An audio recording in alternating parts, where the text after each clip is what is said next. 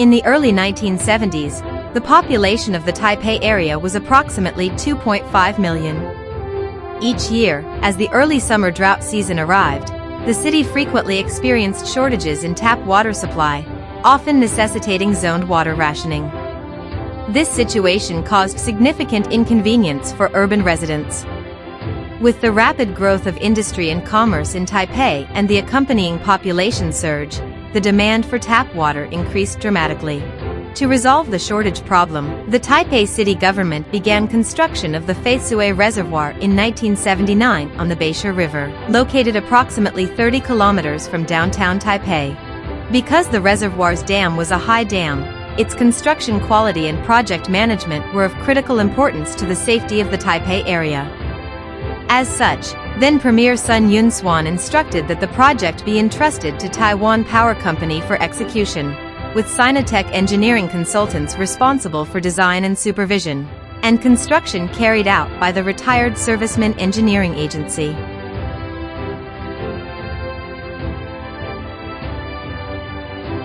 Upstream of the Feitsui Reservoir's Arch Dam, the catchment area covers approximately 303 square kilometers, with a storage capacity of around 406 million cubic meters. The reservoir was primarily built to supply tap water for the Taipei area.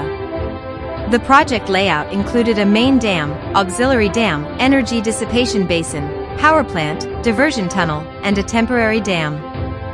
The main structure includes an arch dam, standing 122.5 meters high with a crest length of 510 meters, a base width of 25 meters, and a crest width of 7 meters. It is a thin double curvature variable thickness arch dam, constructed with a total of 706,000 cubic meters of concrete. A power plant was also built, equipped with a 70,000 kilowatt hydroelectric generator utilizing the reservoir's water pressure, providing additional benefits from the reservoir's construction. In addition, the reservoir is equipped with 8 spillway gates, installed at the center of the arch dam crest, each fitted with a steel radial gate. A secondary dam is located approximately 200 meters downstream of the main dam. It is also an arch dam, standing 28 meters high with a crest length of 237 meters. Together with the main dam and the flanks of the riverbanks, it forms an energy dissipation basin.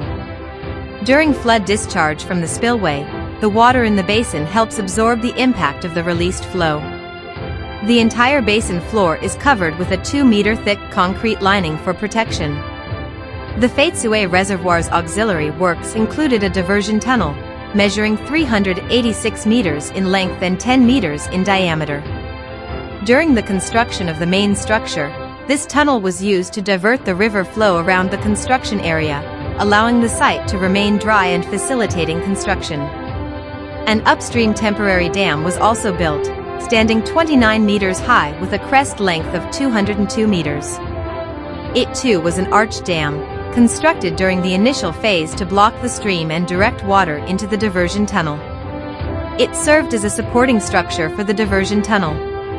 In mid-1981, the main project was entrusted to the RSEA Engineering Agency for management and construction. Initial efforts were focused on the rapid completion of the diversion tunnel and upstream temporary dam. The diversion tunnel was completed and began conveying water in March 1982, while the upstream temporary dam was completed in October 1982, thereby fulfilling its role of water interception.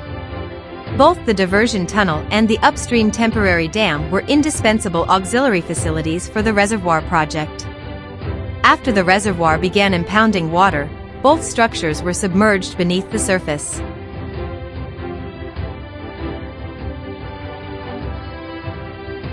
The first stage involved the foundation excavation for the dam abutments on both riverbanks. On the valley walls flanking the riverbed, along the designated foundation lines of the dam, 2 keyways were excavated vertically from top to bottom. All weathered surface rock was completely removed to expose sound and intact bedrock within the keyways. This ensured that the dam concrete could bond directly with unweathered rock, allowing the foundation to fully withstand the stress transmitted from the dam structure. The keyways had a vertical depth of 122.5 meters and were excavated using the step method, with each step measuring 6 meters in height. Using the latest crawler-mounted drill rigs, holes were drilled along the perimeter of each excavation step on the keyway surface, and pre-splitting blasting was employed to carry out the excavation. Along the excavation edge, at 50 to 60 centimeters intervals, angled pre-split holes about 7 to 8 meters deep were drilled.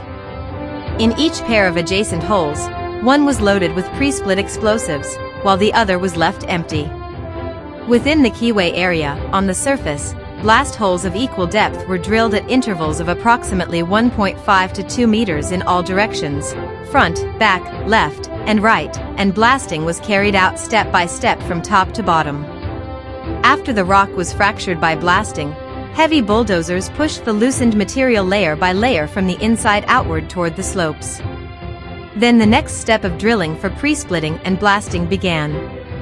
This sequence continued downward, step by step, until the lowest excavation level at the riverbed was reached. The surfaces resulting from pre-splitting blasting were smooth and precise, like cut by a knife, with no damage to the integrity of the surrounding rock. Because the side slopes of the keyways were exposed to air for extended periods, to prevent the rock surface from weathering due to prolonged exposure, shotcrete protection was applied extensively to the cliff face. Workers were suspended by ropes from the top of the slope to carry out the spraying operation across the entire surface. The process was truly breathtaking, revealing the courageous and daring spirit of the civil engineering personnel. The bedrock in contact with the Feitsui Reservoir Dam is composed of fine-grained sandstone, which possesses excellent engineering properties. It is considered the most suitable dam foundation for arch dam construction in the Taipei area.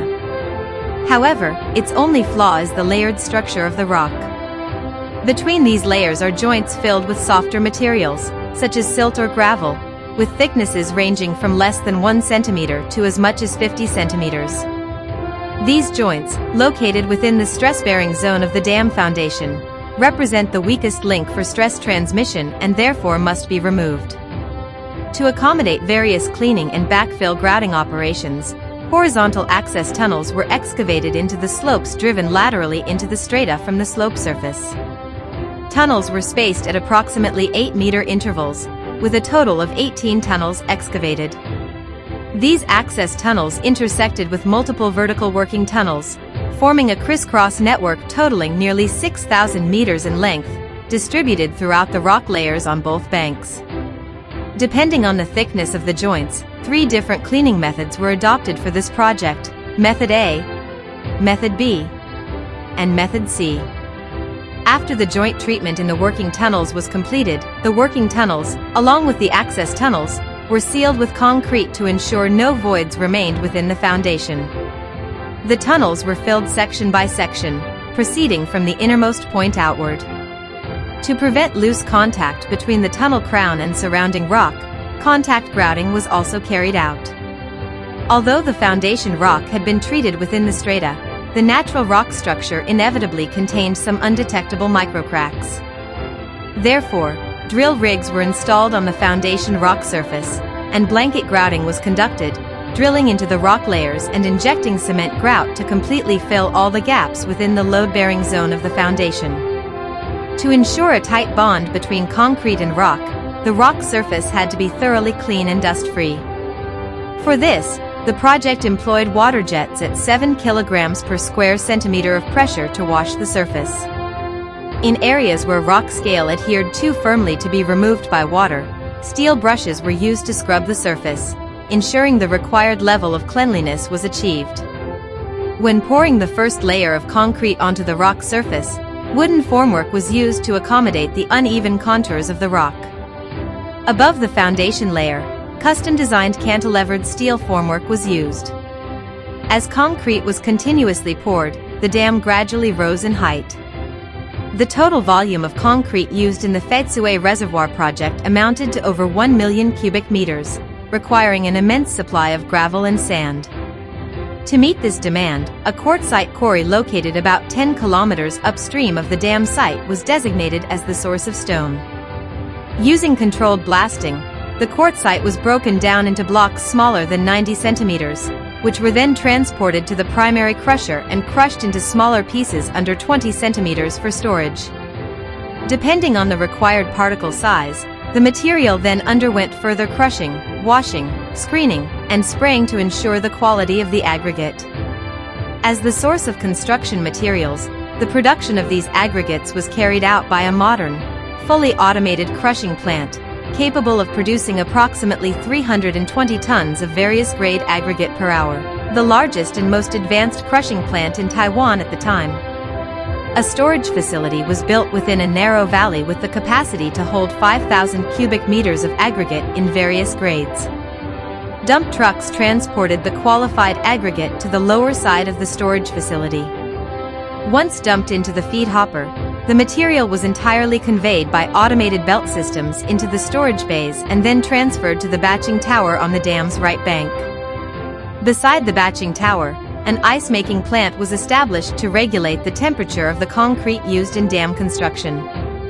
According to the regulations, the temperature of the concrete during pouring had to be maintained below 19 degrees Celsius.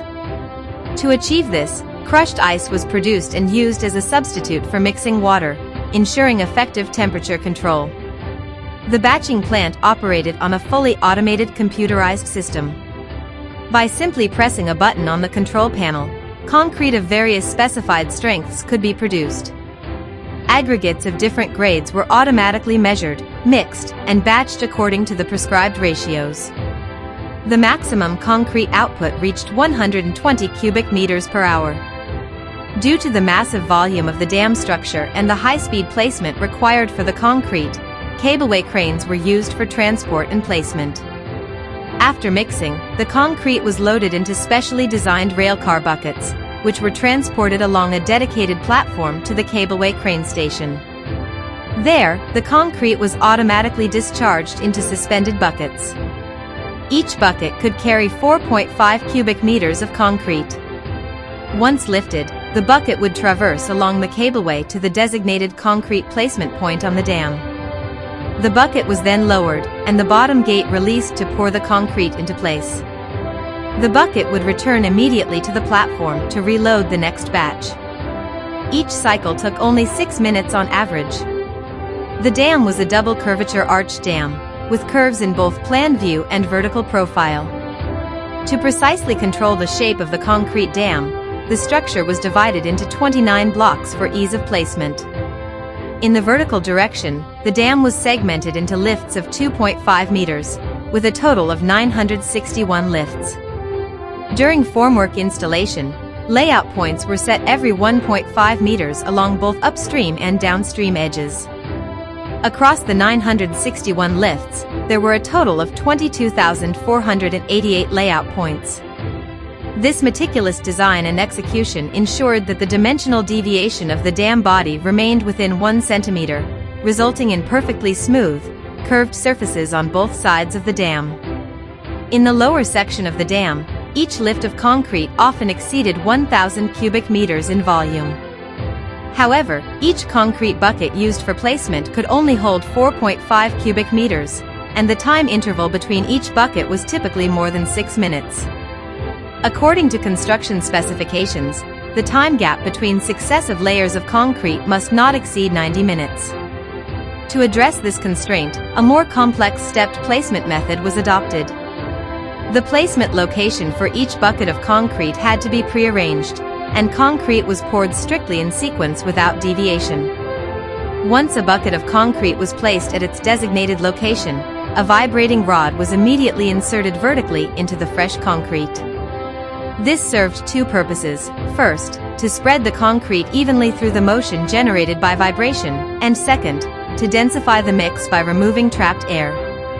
Care had to be taken to ensure the vibrator did not contact any embedded components. Each lift of concrete was to be completed in one continuous operation, to avoid cold joints caused by placement interruptions. After completing a lift, the next lift could not be poured immediately. Sufficient time had to be allowed for the concrete to set. Typically, the next lift was not poured until 72 hours later. During the first day of curing, concrete often exhibited a phenomenon called bleeding, where water molecules rose to the surface, forming a slurry-like film that severely affected bonding with the next lift. In earlier dam projects, this film was typically washed off about 6 hours after pouring, using water jets at a pressure of 7 kilograms per square centimeter. However, further research showed that new bleeding continued to occur beyond 6 hours. Thus, in this project, high-pressure water cleaning was carried out 24 hours after pouring, using water jets at 420 kilograms per square centimeter. The cleaned surface became as clean as new, and no further slurry formed after that point. This high-pressure cleaning machine was a specialized piece of equipment not available on the general market. After the completion of each concrete lift, shower-type water spraying was immediately applied for curing, and the curing period lasted more than 3 weeks to prevent moisture in the concrete from evaporating. As concrete sets, it generates a significant amount of heat, commonly known as heat of hydration, which causes a substantial increase in the dam's internal temperature. To prevent cracking of the dam body due to a gradual temperature drop after completion, which could compromise structural safety, several thermal control measures were adopted. These included the use of Type II low-heat cement, a pre-cooling method in which crushed ice was substituted for mixing water, and a conduit cooling method where cold water was circulated through the dam body. In the conduit cooling system, thin-walled steel pipes, known as cooling pipes, were laid across the surface of each concrete lift with an average spacing of 1.5 meters. Each pipe had a diameter of 25 millimeters and a maximum length of 300 meters. During installation, it was essential to ensure that the cooling pipes uniformly covered the entire surface area of the concrete lift. For large area lifts, 2 cooling pipes could be installed side by side. Only after the cooling pipes were in place could the next lift of concrete be poured. As soon as pouring began, cold water was introduced into the pipes via the exposed pipe outlets on the downstream face of the dam. A dedicated cooling water facility was built on the right bank of the dam to cool clean water before circulating it through the system. Through insulated steel pipes, cold water was continuously introduced into branch pipes on the downstream side of the dam, which were then connected to the internal cooling pipes. As the concrete cured, it continuously generated heat of hydration, resembling a mist rising from within. This heat was absorbed by the cooling water. Along its path, the water absorbed the heat radiating from the concrete surrounding the pipes and was then discharged through the pipe outlets on the downstream face of the dam. This water cooling process had to be continuous and uninterrupted. The concrete's internal heat was steadily absorbed by the circulating water, thus achieving the intended cooling effect. To prevent uneven cooling, the inlet and outlet of the cooling water were reversed every 12 hours. The temperature of the cooling water had to be at least 10 degrees Celsius lower than the concrete temperature. At any given time, approximately 20 cooling pipes were active in circulating water. The conduit cooling process was carried out in 3 phases. The first phase, or initial cooling, began immediately after concrete placement and lasted for 2 weeks. The second phase, or intermediate cooling, was carried out sometime after the second week, and lasted for approximately 30 to 50 days. The third phase, or final cooling, lasted for around 50 days. After the final cooling phase, the temperature of the dam body was brought down to 14 degrees Celsius, the required temperature for grouting the vertical contraction joints. The vertical contraction joints on the dam body, at 14 degrees Celsius, would open to a width of approximately 5 millimeters, as calculated based on the concrete shrinkage coefficient. If these joints were not filled with grout, the dam blocks would remain independent of each other, and when the reservoir began impounding water and applying pressure, the dam would be unable to function as an arch. Therefore, once the dam body cooled to 14 degrees Celsius, grouting had to be performed immediately to unite the blocks into a single monolithic structure. Thanks to the joint efforts of the RSEA engineering agency personnel, the Feitsui Reservoir achieved its initial water impoundment target in February 1985, and began supplying tap water to the Greater Taipei area, resolving the region's chronic summer water shortages. By the end of March 1986, the diversion tunnel was sealed, and full-scale water storage began.